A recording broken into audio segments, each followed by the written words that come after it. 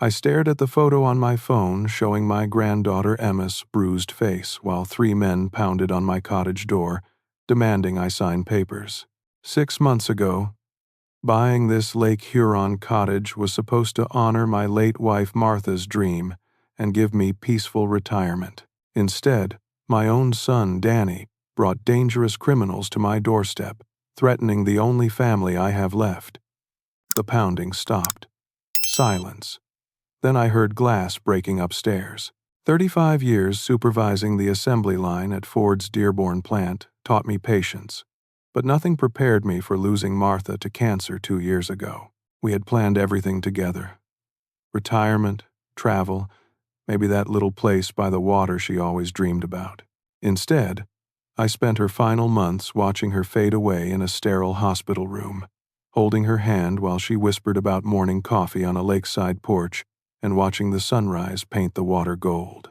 After her funeral, I rattled around our Detroit house like a marble in an empty jar. Every corner held memories that cut deep. The kitchen, where she hummed while cooking Sunday dinners. The backyard garden, where she grew tomatoes and marigolds. The living room where we watched old movies on Friday nights, her head on my shoulder.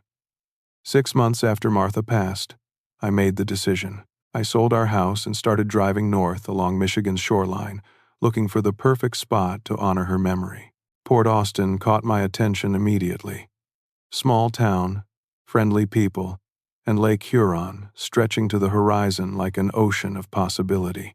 The cottage sat on 3 acres of pine and birch, with 200 feet of private shoreline. Cedar siding weathered silver gray, wraparound porch facing east toward the sunrise. Small dock extending into water so clear you could see bass swimming 20 feet down. 2 bedrooms, 1 bathroom, stone fireplace that had warmed countless winter evenings. The real estate agent, a cheerful woman named Carol, said the previous owners were an elderly couple who had loved the place for 40 years. I walked through every room, imagining Martha's reaction. She would have loved the kitchen windows overlooking the water, the built-in bookcases in the living room, the master bedroom with doors opening onto the porch. I signed the papers that afternoon, paying cash from our life savings and Martha's life insurance. Moving in felt like coming home. I arranged our furniture to catch the best light, hung Martha's watercolor paintings where she would have wanted them, planted her favorite roses by the front steps. Every morning, I carried 2 cups of coffee to the porch, setting one beside Martha's empty chair while I watched the sun climb over Lake Huron. The routine healed something broken inside me. Dawn coffee and newspaper reading. Afternoon fishing from the dock. Evening woodworking in the garage I converted to a workshop. I built birdhouses for Martha's roses, repaired the dock railing, crafted a new mailbox post from local birch. Simple projects that kept my hands busy and heart occupied. Danny called every Sunday evening. My son lived in Detroit with his wife Sarah and daughter Emma, working as an accountant for some downtown firm. During those calls, I heard about Emma's middle school adventures, Sarah's nursing shifts at the hospital, Dana's promotion prospects, normal family life continuing while I built my new existence. But over the summer, something changed in Dana's voice. Calls became shorter, more strained. He mentioned business troubles without details, spoke vaguely about temporary setbacks and tough times. When I pressed for specifics, he deflected with forced laughter and quick subject changes. Sarah and Emma seemed happy during our conversations, so I assumed Danny was handling whatever difficulties he faced. Labor Day weekend, they visited the cottage for the first time. Emma loved exploring the shoreline, collecting smooth stones and watching herons hunt in the shallows. Sarah relaxed on the porch with iced tea, admitting she understood why Martha had dreamed of lake living. But Danny seemed nervous, constantly checking his phone, making excuses to step outside for private calls. After they left, I felt unsettled. Danny had always been responsible, maybe too responsible. As a child, he worried about everything: grades, rules, disappointing adults. In college, He studied accounting because it felt safe and predictable. He married Sarah young, bought a modest house in a good neighborhood, saved money religiously. The anxious man I saw that weekend didn't match the son I thought I knew. October brought spectacular fall colors to the shoreline. Maples blazed orange and red while birches dropped golden coins across my lawn. I raked leaves every morning, enjoying the crisp air and physical labor. Martha would have loved autumn at the lake, planning where to plant spring bulbs, discussing which trees needed pruning. Those peaceful days ended with Danny's phone call that changed everything. The call came on a Tuesday evening in late October while I watched the sunset paint Lake Huron purple and gold. Danny's voice cracked when he said hello, and I immediately knew something was seriously wrong. "Dad, I need to tell you something, and you're going to be disappointed in me."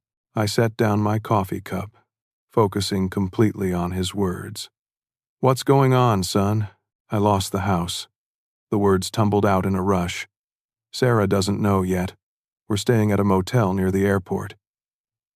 I've been lying to everyone, including myself, but I can't anymore." My chest tightened. "Danny, slow down. What do you mean you lost the house?" He started crying then, deep sobs that reminded me of the little boy who used to run to me with scraped knees and broken toys. "I gamble, Dad. I've been gambling for 3 years, and I can't stop. It started with office poker games, just $20 or $30. Then online poker seemed harmless. Before I knew it, I was betting on sports, playing blackjack on my phone during lunch breaks. I closed my eyes, trying to process this information. "How much do you owe?" $250,000. The number hit like a physical blow. "Jesus, Danny, how did it get so bad?" "The illegal games downtown. I kept thinking I could win it back, that one good night would fix everything. Instead, I kept losing more. I mortgaged the house without telling Sarah, maxed out credit cards, borrowed against my retirement account. Last month, they foreclosed. I stood up and paced to the porch railing, gripping the wood until my knuckles went white. "Where exactly are you staying?" "Motel 6 near Metropolitan Airport. Sarah thinks it's temporary while we look for a better house. She doesn't know about the debts, the gambling, any of it. Emma keeps asking when we're going home, and the people you owe money to." Danny's voice dropped to a whisper. "They're not patient, Dad. They want their money, and they don't care how they get it. They know about Sarah's job, Emma's school, even where you live. They've been following us. Ice water seemed to replace the blood in my veins. They threatened your family. Yesterday, a man approached Emma outside her school. He knew her name, told her to tell Daddy that his friends were getting impatient. She came home terrified, asking if we were in trouble. I wanted to reach through the phone and shake some sense into my son. Why didn't you come to me sooner?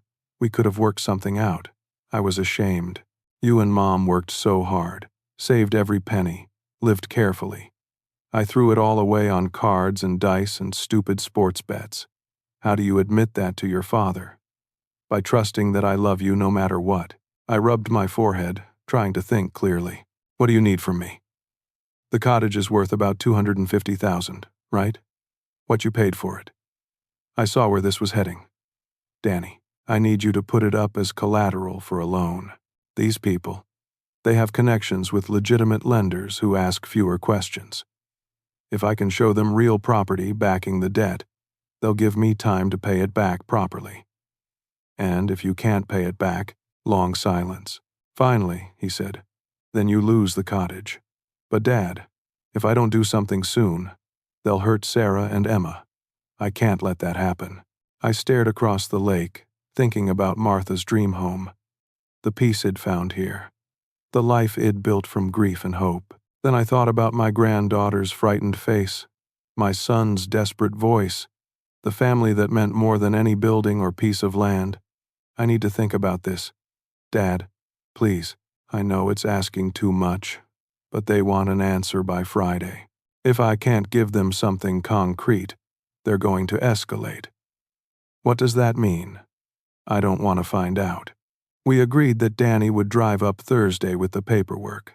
He'd meet these lenders and decide whether this was a legitimate solution or just another step deeper into quicksand. After hanging up, I sat in Martha's chair and tried to imagine what she'd do. She'd loved Danny fiercely, but she'd also been practical about consequences and accountability. She believed in helping people who genuinely wanted help while refusing to enable destructive behavior. I spent Wednesday walking the shoreline, thinking through possibilities. Could I trust Danny's assessment of these people? Was there another way to protect Emma and Sarah without risking the cottage? Should I contact the police instead of trying to negotiate with criminals? By Wednesday night, I'd made my decision. I'd meet with these people, but I wouldn't go in blind or defenseless.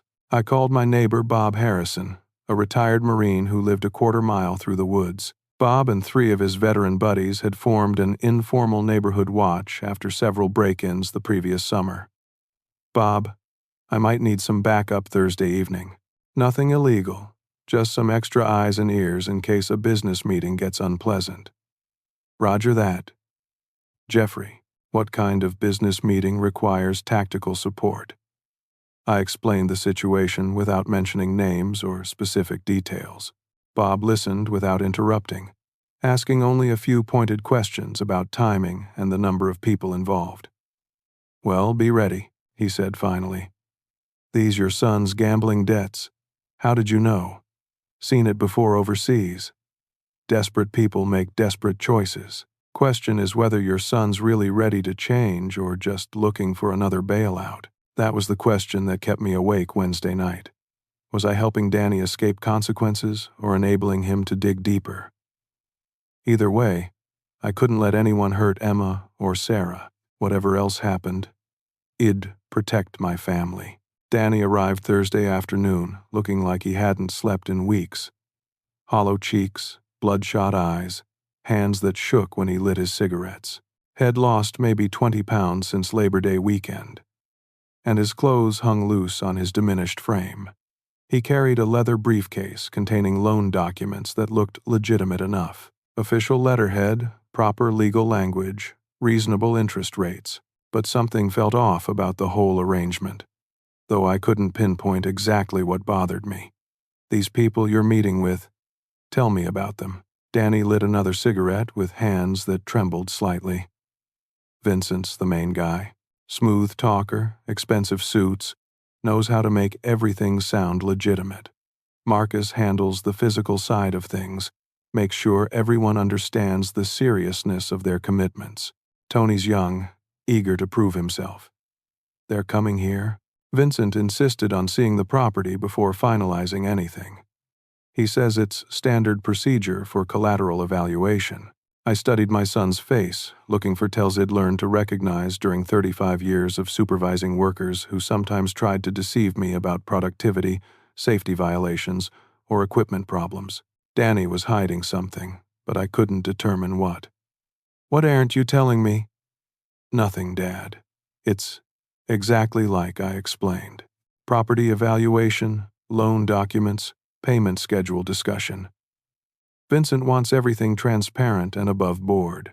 The way he avoided eye contact when saying transparent and above board confirmed my suspicions. These people weren't legitimate lenders, and this meeting wasn't going to be a simple business discussion. But I also knew that backing out now wouldn't solve Dana's problem. It would just push the confrontation somewhere else. Probably somewhere Sarah and Emma were more vulnerable. At least here, I could control some of the variables.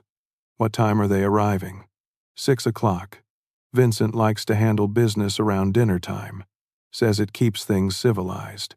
I doubted civility was high on Vincent's priority list, but I nodded anyway. "He'll be ready." Friday arrived gray and cold, with November wind whipping white caps across Lake Huron. I spent the morning doing normal cottage maintenance, checking window locks, testing the security system ID installed after Martha died, and reviewing the layout of my property. Normal activities that helped calm my nerves while I waited for whatever was coming. Danny paced the cottage like a caged animal. chain smoking on the porch and jumping every time a car passed on the county road. Had barely eaten since arriving, living on cigarettes and black coffee, checking his phone every few minutes. At 5:45, a black Escalade turned into my driveway. Crunching over the gravel I'd spread that spring. 3 men climbed out, moving with the casual confidence of people accustomed to intimidating others. I watched through the kitchen window while they surveyed my property, noting exit routes, sight lines, and the isolation of my location. Vincent looked exactly like Danny described. 60-something, expensive charcoal suit, silver hair perfectly styled, handshake firm enough to convey authority without crossing into aggression. He could have been a bank president or insurance executive, someone you'd trust with your retirement savings. Marcus was built like a construction worker who'd learned to dress better but couldn't hide his underlying nature. Thick shoulders, scarred knuckles, eyes that missed nothing and revealed nothing. He moved through my cottage like he was cataloging everything worth stealing, running fingers along furniture edges, checking window latches, evaluating the security system's effectiveness. Tony seemed barely 30, wearing designer jeans and a leather jacket that probably cost more than most people's monthly rent. He had the nervous energy of someone trying to impress his superiors, talking too much, touching too many things, laughing too loud at Vincent's mild jokes. "Beautiful place you have here, Jeffrey," Vincent said, settling into Martha's chair without invitation. "Danny told us about your wife's dream of lake living. Sorry for your loss. Cancer's a tough way to go." The casual way he mentioned Martha made my skin crawl, but I kept my expression neutral. "Thank you. She would have loved it here. I'm sure she would have. Mind if Marcus takes a look around? Standard procedure for property evaluation. We need to verify square footage, condition, fair market value, that sort of thing." I nodded, though I noticed Marcus was already upstairs before I gave permission. His footsteps creaked across the bedroom floors while we talked, and I heard drawers opening and closing. Property evaluation didn't typically include searching through personal belongings. Vincent spread loan documents across my coffee table with practiced efficiency. Danny's explained the situation. "I'm sure. Temporary cash flow problems, need for a bridge loan until he can restructure his finances. We're happy to help families in crisis. What's your interest rate?" 15% annually, which is quite reasonable given the risk profile. Danny's employment situation is somewhat unstable right now. I glanced at my son, who was staring out the window at the lake. "What employment situation?" "Danny works for Henderson and Associates downtown." Vincent's smile didn't change, but something cold flickered in his eyes. "I'm afraid Danny hasn't been entirely honest with you, Jeffrey. He was terminated from Henderson and Associates 6 months ago for financial irregularities. Apparently, he was borrowing from client escrow accounts to cover his gambling debts." The words hit like ice water. Dana's shoulders sagged, but he didn't deny the accusation. "I always paid it back," he said quietly. "I never kept any client money, until you couldn't pay it back," Vincent said. "That's when Henderson's accounting department noticed the discrepancies. I felt like the ground was shifting beneath my feet." "Danny, is this true?" "Yes." His voice was barely audible. "I thought if I could get caught up on the debts, maybe find another job, I could fix everything before anyone got hurt."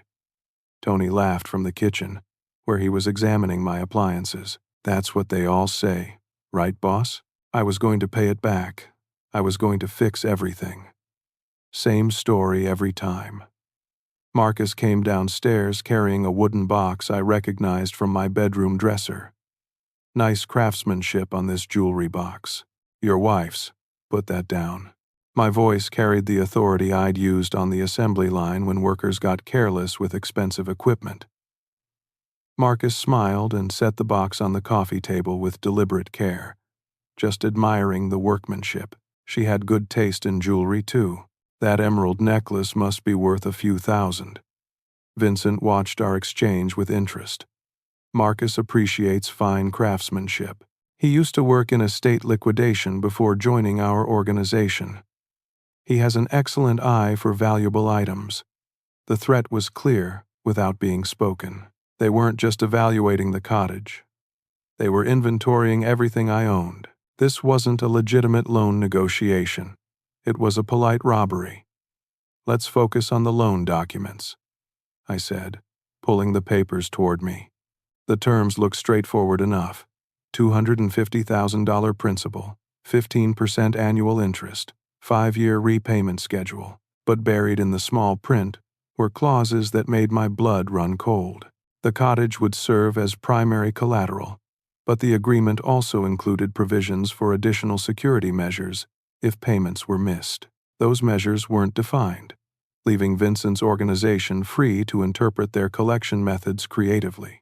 More disturbing was a clause requiring the borrower to maintain approved contact with designated representatives throughout the loan period. Translation: Danny would never be free of these people, even if he made every payment on schedule. These terms are pretty aggressive for a legitimate lending operation. Vincent's smile never wavered.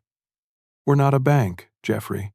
We're private investors who work with people that banks won't touch. Higher risk requires higher protections. And if Danny can't make payments, then we exercise our rights under the security provisions. Nothing personal, just business." Tony wandered over from the kitchen, eating an apple head taken from my refrigerator without asking. "My grandfather lost his farm during the Depression. Bank foreclosed right before harvest. Family never recovered." "That's unfortunate," I said. "Yeah, but at least the bank followed legal procedures. Gave proper notice, went through the courts, that whole thing." He bit into the apple and smiled. "We're more flexible about procedures." The casual way he delivered that threat made it clear these people weren't interested in loan repayment. They wanted my cottage, Danny's continued desperation, and leverage over my entire family.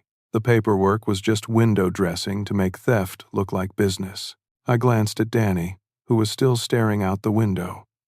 His reflection in the glass looked like a ghost, pale and insubstantial. Whatever love I felt for my son, I couldn't let him destroy our family to feed his addiction. Vincent gathered the papers into a neat stack. "I think we understand each other, Jeffrey. Danny needs our help, and we're willing to provide it under these terms. All we need is your signature and the cottage deed. I'd like to think about this overnight. I'm afraid that's not possible. Danny's debts are due tomorrow, and our other associates are less patient than we are. They're expecting resolution tonight." Marcus stood up and walked to the window, looking out at the darkening lake. Beautiful sunset. Must be peaceful living out here, away from city noise and crime. Safe place for a man to enjoy his retirement. The implied threat hung in the air like smoke. Sign the papers or lose more than just the cottage. I looked at Danny again, hoping to see some sign that he understood what was really happening. Instead, I saw a broken man who'd brought wolves to his father's door and convinced himself they were sheep herders. "Before I sign anything, I'd like to call my lawyer." Vincent shook his head. "No lawyers, no outside parties, no delays. This is a private transaction between family and friends. What if I refuse?" Tony stopped eating his apple and looked at Vincent for guidance. Marcus turned from the window with his hand inside his jacket. Vincent's smile finally disappeared. "Then Danny's problems become everyone's problems. We know where Sarah works, which school Emma attends, what time they go to bed every night. We know about your morning coffee routine, your afternoon fishing schedule, how often Bob Harrison checks on you. We've been watching all of you for weeks." Ice ran through my veins. "You've been watching my granddaughter." "Insurance, Jeffrey. We believe in understanding all the variables before we make investments." That's when I realized Vincent had made his first mistake. Head revealed how much they knew, which meant Head also revealed how much time they'd spent preparing for this moment. This wasn't a simple loan negotiation. It was a carefully planned operation targeting my entire family. But Vincent didn't know everything. He didn't know about my conversation with Bob Harrison. He didn't know about the security upgrades I'd made after Martha died. And he definitely didn't know about the phone call he'd made that morning to an old friend in the FBI's Detroit office. I need to get the cottage deed from my safe upstairs. Vincent nodded. Marcus will accompany you. For security, of course. I stood up slowly, like an old man resigned to defeat. Danny, you might want to call Sarah and let her know everything's going to work out. Danny looked at me with surprise and hope, not understanding what was really happening. That was fine. He'd understand soon enough. As Marcus followed me upstairs, I wondered if Vincent had any idea how badly He'd miscalculated. Threatening an old man's granddaughter wasn't just morally wrong. In Michigan, with the right audience, it was tactically stupid. Marcus was about to learn that some mistakes carry permanent consequences. The safe was hidden behind a framed photo of Martha in our bedroom, something that seemed appropriately sentimental for an old widower's hiding place. Marcus stood behind me while I worked the combination, his presence heavy and threatening in the small room that still smelled faintly of Martha's perfume. Nice setup, he said, examining the safe's contents over my shoulder. Cash, jewelry, important papers. You're well organized for an old guy. I ignored the insult and pulled out the cottage deed, along with a manila folder containing other documents. As I shuffled through the papers, I discreetly activated the recording device he'd hidden in the folder that morning. A tiny digital recorder no bigger than a thumb drive, capable of capturing hours of conversation and automatically uploading to cloud storage. What's taking so long? Marcus asked, leaning closer. Just making sure I have everything. I pulled out Danny's birth certificate, some old insurance papers, and finally a handwritten notebook he'd hoped never to need. There we go. Marcus glanced at the notebook curiously. What's that? Just some notes about the cottage, purchase price, improvements, that sort of thing. I flipped through pages of my own handwriting, though the content wasn't about cottage maintenance. It was about Danny's phone calls over the past 6 months, his nervousness during the Labor Day visit, and my growing suspicions about his gambling problems. But mixed in with those observations were other notes, detailed research about illegal gambling operations in Detroit, license plate numbers from cars that had driven slowly past my cottage during October, phone numbers I'd found in Danny's jacket pocket when he wasn't looking. Most importantly, there were notes about my conversation with Special Agent Patricia Donnelly of the FBI's Financial Crimes Unit, a former Ford employee he'd known for 15 years. Patricia had been very interested in my description of Danny's situation, particularly my mention of organized criminals targeting elderly homeowners with property-based loan schemes. Marcus was too busy looking through my jewelry box to notice what I was really doing with the notebook. He held up Martha's emerald necklace, the one Shed worn to our 25th anniversary dinner, and examined it like a pawn shop appraiser. Your wife had expensive taste. She deserved expensive things. I closed the safe and turned to face him. Let's get this over with.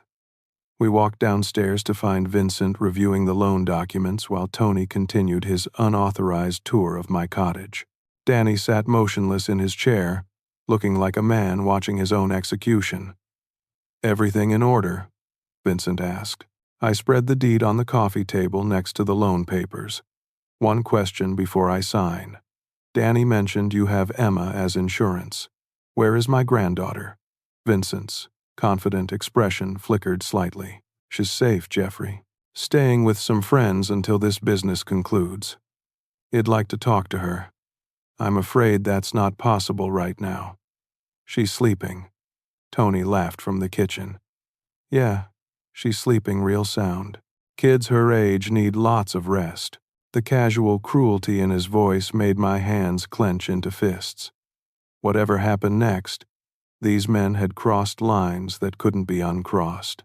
They'd involved a 12-year-old girl in their criminal enterprise, threatened her directly, and seemed to enjoy the power that gave them.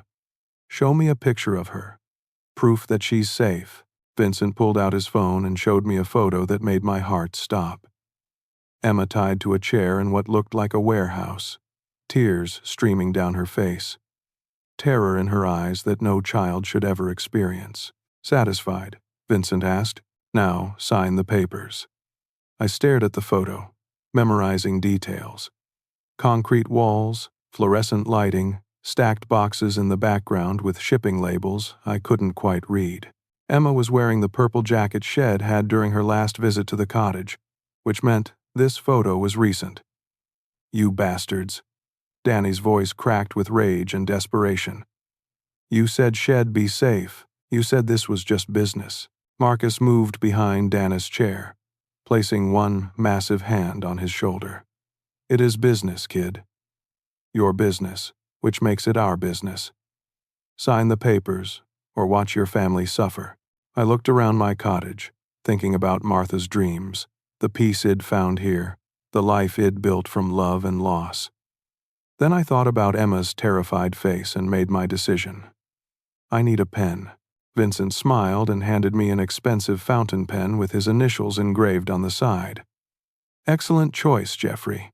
You won't regret this."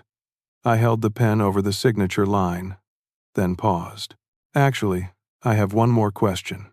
Make it fast. How many other families have you done this to?" Vincent glanced at Marcus and Tony before answering. "We've helped a dozen families resolve similar situations." "Why?" "Just curious about your success rate."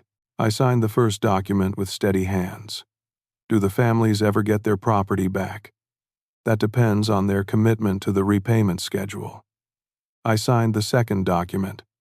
"And if they can't make payments, then they learn valuable lessons about living within their means," Tony added. "Plus, we get some nice real estate portfolios. Win-win."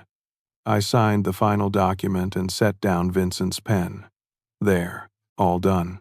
Vincent gathered the papers quickly, like a man who'd just concluded a profitable business deal. "Pleasure doing business with you, Jeffrey. Danny will be in touch about payment schedules." "When do I get my granddaughter back?" "Tonight, after we verify the paperwork with our lawyers. She'll be home before midnight." Marcus and Tony were already heading for the door, clearly eager to leave now that they'd accomplished their mission. Vincent followed them, pausing at the threshold to deliver what he probably thought was a gracious, parting comment. "For what it's worth, Jeffrey, you made the right choice. Family comes first. Property is just property." I nodded like a defeated old man watching strangers steal his life's work. "You're right. Family comes first." Vincent smiled one last time and walked to the Escalade, where Marcus was already starting the engine. They drove away into the November darkness, leaving behind the smell of expensive cologne and cigarette smoke. Danny collapsed into his chair like a puppet with cut strings. "I'm sorry, Dad. I'm so sorry. I never meant for it to go this far." I walked to the window and watched the Escalade's taillights disappear around the curve in the county road. Then I picked up my phone and dialed a number he'd memorized that morning. "Patricia? It's Jeffrey. They just left with the signed documents." Everything was recorded, and I got photos of their faces, license plate numbers, and enough conversation to put them away for decades. Danny stared at me in confusion. "Dad, what are you doing?" "Protecting our family the right way." I turned to face my son while Patricia Donnelly confirmed that FBI agents were already moving to intercept Vincent's vehicle. "Danny, there's something I need to tell you about the surprise I prepared for your business partners." Outside, I heard the distant sound of helicopter rotors cutting through the night air. Danny's confusion turned to alarm as I explained what had really happened during the past week. The helicopter sound grew louder, joined by the rumble of multiple vehicles approaching on the county road. "You called the FBI." Danny's voice mixed disbelief with growing hope. "Not just called them. I've been working with them since Tuesday, when I realized your business partners weren't legitimate lenders." I moved to the front window, where headlights were now visible through the trees. "Special Agent Patricia Donnelly has been tracking this criminal organization for months. They've been targeting elderly homeowners across Michigan, using gambling debts as leverage to steal property. The cottage windows suddenly blazed with spotlights as federal agents surrounded Vincent's vehicle at the bottom of my driveway. Through the bright lights, I could see men in tactical gear moving with military precision, weapons drawn but pointed down. Patricia worked at Ford for 12 years before joining the FBI. I continued, watching the scene unfold below. We stayed in touch after she transferred to financial crimes. When you told me about your situation, I called to ask her advice about protecting the family legally. Danny moved to the window beside me. What did she tell you? That organized criminals using gambling debts to acquire property was their highest priority case this quarter. They'd been trying to get inside this operation for 8 months, but the targets were always too scared to cooperate. Outside, agents were handcuffing Vincent, Marcus, and Tony with efficient professionalism. Vincent's expensive suit looked rumpled and ordinary under the harsh spotlights, his confident demeanor replaced by the resignation of a man who knew his criminal career had ended. Patricia suggested I volunteer as bait, I said. Let them think they were stealing the cottage while we gathered evidence to destroy their entire organization. But what about Emma? Dad, they really have her. This isn't a game. I smiled for the first time since Vincent arrived. No, son, they don't have Emma. Before Danny could ask what I meant, footsteps echoed on the porch, followed by familiar voices. The front door opened to reveal Bob Harrison, followed by 2 of his veteran friends and a 12-year-old girl in a purple jacket. Grandpa. Emma launched herself across the cottage and into my arms, her face bright with excitement rather than terror. That was so cool. Mr. Bob let me watch everything through the binoculars. We saw the bad guys drive right into the trap. Danny stared at his daughter like she'd risen from the dead. Emma, but the photo. Vincent showed us a photo of you tied up and crying. Emma giggled. That was fake. Mr. Bob and I made it this afternoon. I'm really good at pretending to cry. Mom says I should try acting. Bob Harrison stepped forward, still wearing the camouflage jacket that made him nearly invisible in the Michigan woods. We set up the photo shoot in my garage around 3 o'clock, used some rope, dramatic lighting, and Emma's natural talent for theater. Uploaded it to a fake phone number that Patricia's tech people routed to Vincent's contact. When did you pick up Emma? I asked. Right after Vincent called Danny yesterday, confirming tonight's meeting. Sarah thought Emma was having a sleepover with her school friend Madison. Instead, Madison's mom brought her here, where she's been safe with us since yesterday afternoon. Danny sank into Martha's chair, overwhelmed by relief and confusion. I don't understand. How did you know Vincent would demand to see Emma? How did you know about any of this? I sat down across from my son, feeling older than my 68 years but satisfied with the evening's work. Because I've been watching you for months, Danny. I knew something was wrong during your Labor Day visit. Your nervousness, the secret phone calls, the way you studied the cottage like you were memorizing it for some purpose. You knew about my gambling. I suspected. When you mentioned business troubles without giving details, I started paying closer attention. Found some interesting things in your jacket pocket when you visited. Phone numbers for illegal gambling operations, notes about the cottage's value, even rough sketches of the property layout. Dana's face went pale. You found my notes. I found everything, son. The research about property values. Your plan to use the cottage as collateral. Even your backup plan to claim I was mentally incompetent if I refused to cooperate. Dad, I never would have done that. Those were just desperate thoughts. Maybe. But they told me how serious your situation was and how far you were willing to go to solve it. I leaned forward, studying my son's haggard face. More importantly, they told me you were planning something that would hurt both of us, unless I took control of the situation. Emma had wandered over to examine the loan documents Vincent left behind. Grandpa, are these the papers the bad guys wanted you to sign? Yes, sweetheart. But they're not real. Patricia's people created fake documents that look legitimate but wouldn't hold up in any court. Bob added, "The real cottage deed is locked in a safety deposit box downtown. Has been since Tuesday morning." So the cottage was never really at risk. Never. But Vincent's organization didn't know that. They thought they were stealing valuable property while we documented every aspect of their criminal operation. Danny looked around the cottage with new understanding. This whole thing was a setup from the beginning. From the moment you told me about your business partners, I confirmed. I knew legitimate lenders don't threaten children or demand midnight meetings in isolated locations. I also knew that trying to handle this alone would just put Emma and Sarah in more danger. But what if something had gone wrong? What if they'd hurt you before the FBI arrived?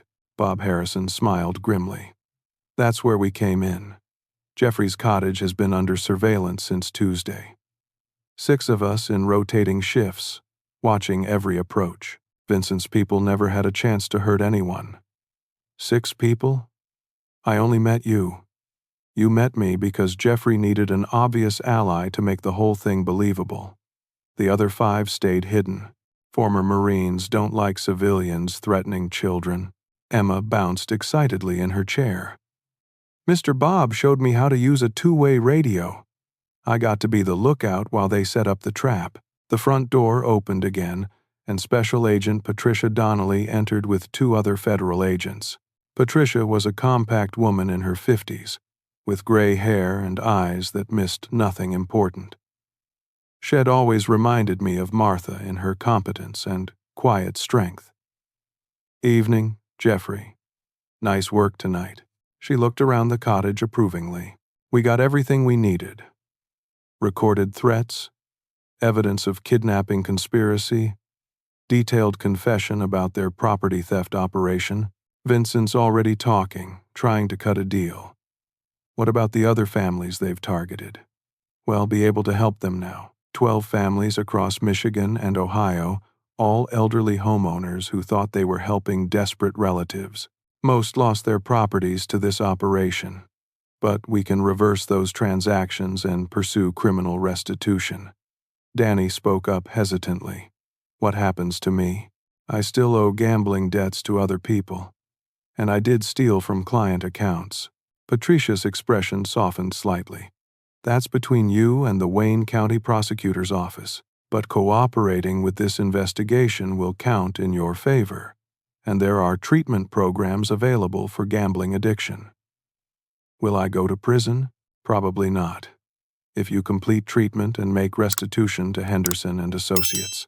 White-collar crime with full cooperation and addiction treatment usually results in probation and community service."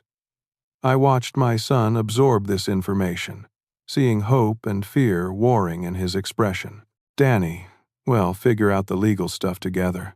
The important thing is that Emma's safe and this criminal organization is finished." Emma had wandered over to the window, watching federal agents load evidence into their vehicles. "Grandpa, are the bad guys going to prison for a long time? A very long time, sweetheart." "Good. Nobody should threaten kids or steal from grandpas." Patricia smiled at Emma's simple moral clarity. I couldn't agree more. As the evening wound down and agents finished their evidence collection, I realized how exhausted I was. The adrenaline that had carried me through the confrontation with Vincent was fading, leaving behind the deep tiredness that follows intense stress. But I also felt something I hadn't experienced since Martha's death. The satisfaction of protecting people I loved and seeing justice done properly. Whatever mistakes Danny had made, whatever challenges we'd face rebuilding his life, my family was safe and the criminals who threatened us were going to prison. Patricia, thank you for everything. I know this operation required significant resources. Worth every penny, Jeffrey. These people hurt a lot of innocent families. Tonight we got them all." As the federal agents prepared to leave, Bob Harrison approached me with something that looked like official paperwork. "One more thing, Jeffrey. Patricia asked me to give you this." I unfolded the document and found myself looking at a commendation from the FBI director thanking me for exceptional civilian cooperation in a federal investigation that resulted in the dismantling of a multi-state property theft ring. You didn't have to do this, I told Patricia. Actually, we did. What you did tonight took real courage. Most people in your situation would have just signed the papers and hoped for the best. Emma peered over my shoulder at the commendation. Does this make you a secret agent, Grandpa? No, sweetheart. Just a grandpa who loves his family. But as I looked around the cottage, seeing Emma safe, Danny beginning to hope again, and justice being served, I realized that sometimes being a grandpa who loves his family is the most important job in the world. The federal agents finished their work by midnight, leaving behind an empty cottage that felt different somehow. Not just quieter, but cleaner, as if Vincent's presence had been a stain that was finally scrubbed away. Danny sat at the kitchen table with Emma, both of them sharing a plate of sandwiches Id made while agents collected evidence. For the first time in months, my son looked relaxed, though exhaustion was catching up with him now that the immediate crisis had passed. Dad, I need to call Sarah, Danny said. She's probably wondering why Emma hasn't called to say goodnight. Use the phone in the bedroom. Take your time.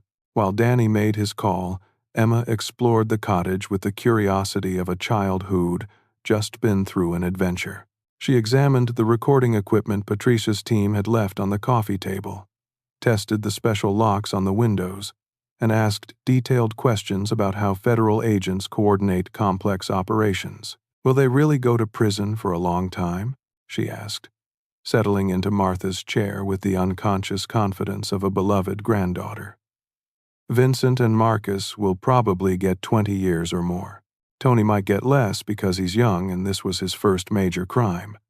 What about the other families they hurt? The FBI will help them get their homes back. It might take time, but federal judges don't like criminals stealing from elderly people. Emma nodded solemnly.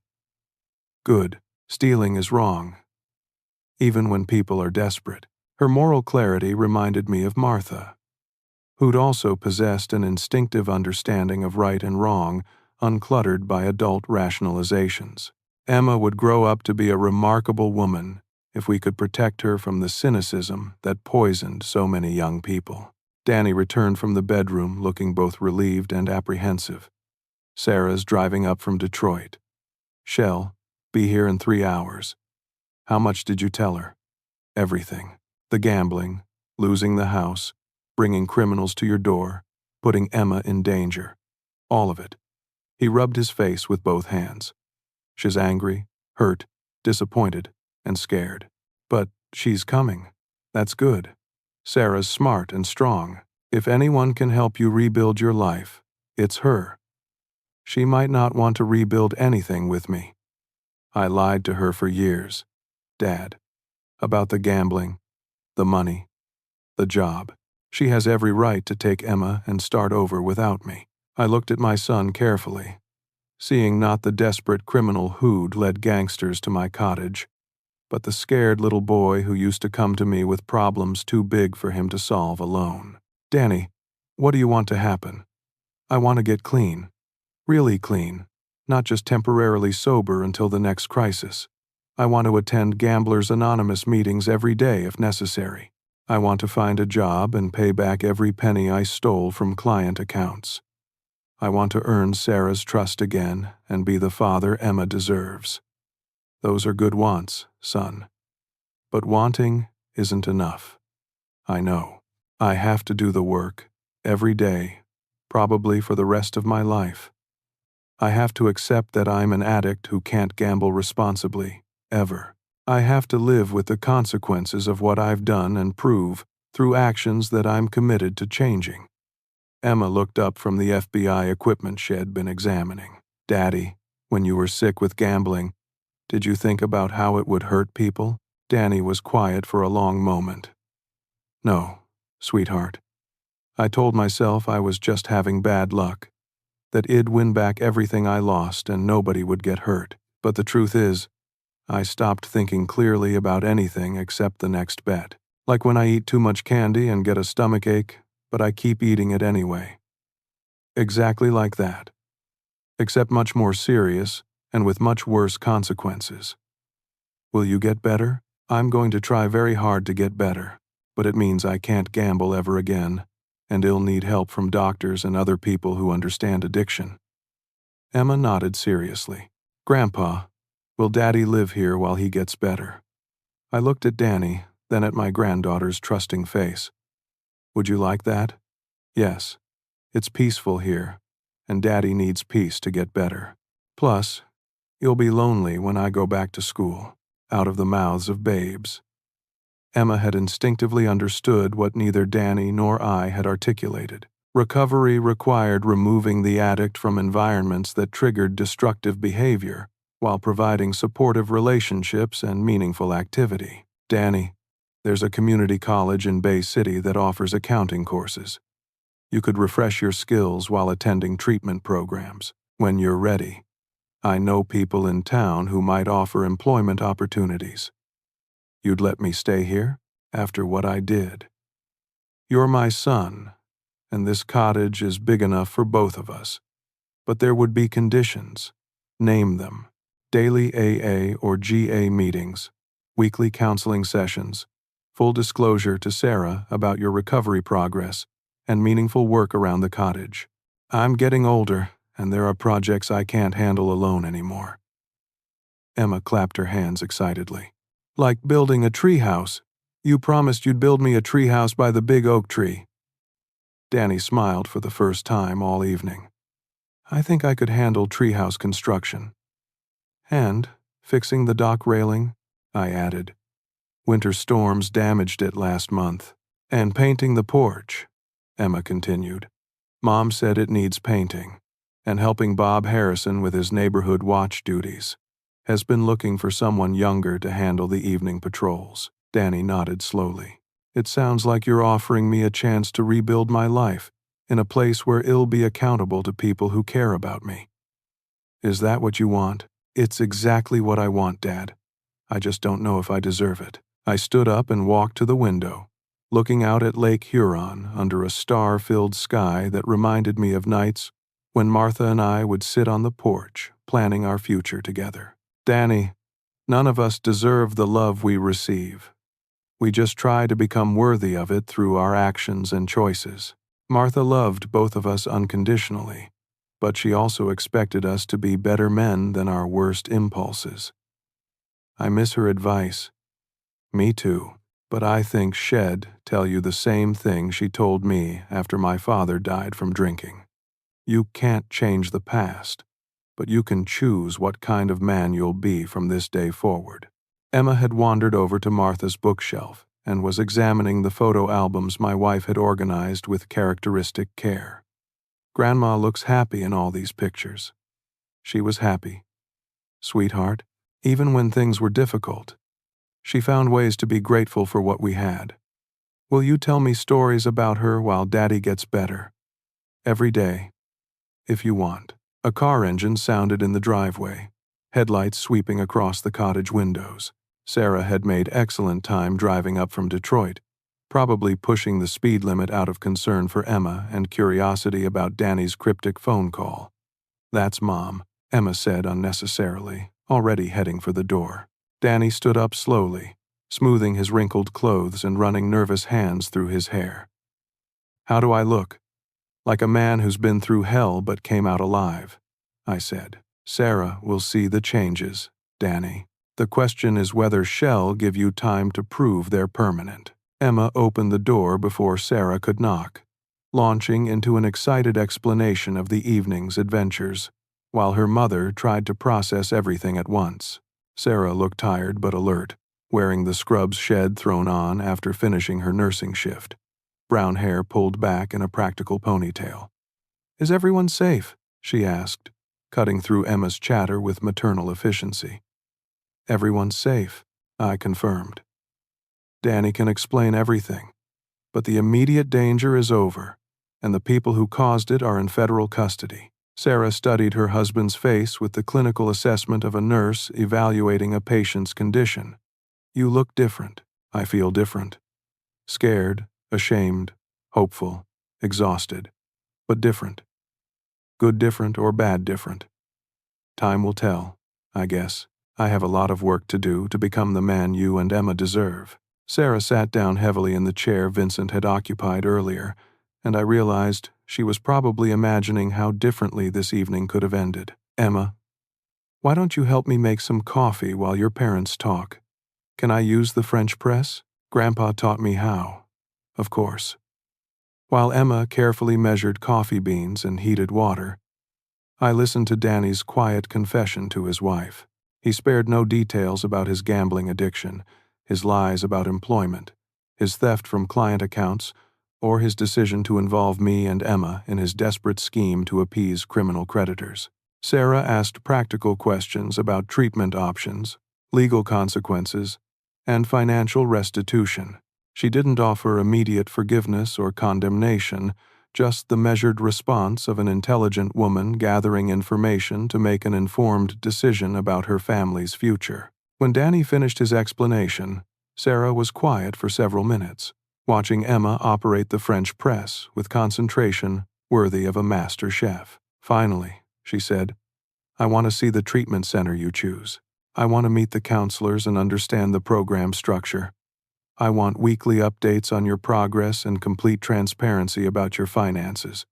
You'll have all of that, and I want to know that if you relapse, you'll remove yourself from our lives until you're truly committed to recovery. Danny's voice was steady when he answered. I understand. Emma's safety comes first, always. Good. Sarah accepted the cup of coffee Emma offered with a grateful smile. Then, well, try this together. One day at a time. I looked around my cottage at midnight, seeing my family intact despite everything Danny's addiction had threatened to destroy. Martha's dream home had become a sanctuary for healing, a place where broken people could find the support and space they needed to rebuild their lives. It wasn't the retirement I'd planned, but it honored Martha's memory better than lonely solitude ever could. 3 months later, I watched Danny nail the last board on Emma's treehouse while she supervised from her perch in the old oak tree's strongest branches. The project had taken 6 weekends, delayed by winter weather and Danny's daily commitments to treatment programs. But the finished result would have made Martha proud.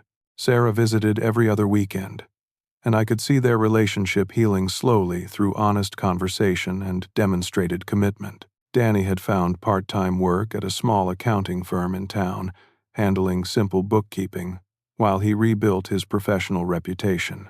The owner, a client at my bank who knew my family history, was willing to give my son a second chance under careful supervision. More importantly, Danny attended Gamblers Anonymous meetings every evening without fail. Bob Harrison often drove him to the Bay City Community Center where GA met, using the trip to share his own recovery experiences with alcohol addiction. Watching 2 grown men support each other through their struggles reminded me that healing happens best in community. Emma thrived in the cottage's peaceful environment. She had made friends with local children, learned to fish from my dock, and developed an impressive knowledge of Lake Huron's ecosystem through countless conversations with Bob Harrison, who'd become her unofficial nature education instructor. The federal prosecution of Vincent's organization had proceeded exactly as Patricia Donnelly predicted. Vincent received 25 years for racketeering, extortion, and conspiracy charges. Marcus got 20 years, while Tony received 10 years plus mandatory drug treatment for his cocaine addiction. More satisfying, the FBI had recovered stolen property from 17 families across 3 states, returning homes and savings to people who'd thought their lives were permanently destroyed. Patricia visited monthly to update us on the investigation and its aftermath. During her last visit, Shed mentioned that our case had become a training example for federal agents learning to work with civilian cooperators in complex criminal investigations. The cottage itself had become something Martha never could have imagined, a halfway house for family recovery. Danny occupied the spare bedroom, Emma claimed the living room for weekend art projects, and Sarah used the kitchen to prepare elaborate meals that reminded everyone what normal family life could feel like. It established new routines around their schedules. Morning coffee remained sacred, but now I set out 4 cups instead of 2. Afternoon fishing became family time when Emma visited, with serious instruction in casting techniques and patient explanations of fish behavior. Evening woodworking projects expanded to include Danny's, collaboration, and completed repairs that had been waiting since Martha's death. The notebook where I'd tracked Dana's problems had been replaced by a journal where I recorded recovery milestones. 30 days without gambling, first month at new job, Emma's straight A report card, Sarah's gradual trust in Danny's commitment to change. On Easter Sunday, Wed hosted our first family gathering since Martha's death. Sarah's parents drove up from Toledo, and Bob Harrison joined us with homemade rolls that honored his late wife's recipe. Emma had decorated eggs with elaborate designs that somehow incorporated both resurrection themes and Lake Huron wildlife. Danny said grace with a sincerity that would have moved Martha to tears, but the most important change was the peace I saw in Dana's face. The desperate fear and constant anxiety had been replaced by something resembling serenity. He still struggled with addiction every day, but had learned to recognize triggers and develop healthy responses to stress. His relationship with Sarah grew stronger through honest communication about challenges and progress. "Grandpa, come see," Emma called from her treehouse window. "You can see all the way to Canada from up here." I climbed the ladder Danny had built with careful attention to safety, testing each rung with my weight before trusting it completely. The treehouse was magnificent. 2 rooms with real windows, electric lighting powered by an extension cord, and a small deck overlooking the lake. "This is beautiful, sweetheart. Daddy says we can add furniture next month. Maybe a reading corner and a place to store art supplies." Danny appeared in the doorway, sawdust in his hair and satisfaction in his eyes. "What do you think, Dad? Will it pass Martha's safety inspection?" I examined his craftsmanship carefully, noting the sturdy joints, carefully sanded surfaces, and attention to detail that reflected genuine pride in the work. Shed approved completely. "This is built to last generations. That's the idea. Emma's children will play here someday." The casual reference to future generations reminded me that recovery isn't just about fixing past mistakes. It's about building something worth preserving, creating stability that benefits people not yet born. As evening approached, we climbed down from the treehouse and gathered on the cottage porch for our traditional sunset watch. Emma had claimed Martha's chair, while Danny and I shared the old wicker love seat that creaked under our combined weight. Sarah would arrive next Friday for Emma's spring break, and Wed planned a week of activities that would have thrilled Martha. Nature walks, fishing expeditions, and collaborative cooking projects. "Dad, can I ask you something?" Danny said, watching the sun paint Lake Huron gold and purple. "What made you decide to trust me enough to let me stay here? After everything I put you through, you could have just helped with the FBI operation and then cut me off completely." I considered his question carefully, thinking about Martha's wisdom, Bob Harrison's friendship, and Emma's unconditional love. Because cutting you off would have been the easy choice, and easy choices rarely lead to healing. Martha always said that love without accountability enables destruction, but accountability without love enables despair. You needed both to recover. And if Id failed, if Id started gambling again or put Emma in danger, then I would have kept you away from her until you were truly ready to change. But I would never have stopped hoping you'd find your way back to the man Martha and I raised. Emma looked up from the book she'd been reading in the fading light. "Grandpa, do you think Grandma knows about Daddy getting better?" "I think she knows, sweetheart. She's proud of all of us." As darkness settled over Lake Huron, I thought about the unexpected gift Dana's crisis had given us. Not the danger or deception, but the opportunity to discover that love can survive betrayal when it's grounded in truth and accountability. Martha's dream cottage had become exactly what she'd envisioned. A place where family could heal, grow, and build memories that honored the past while embracing the future. Sometimes the greatest gift we can give our children isn't what they want, but what they need. The courage to face consequences and the love to help them rebuild.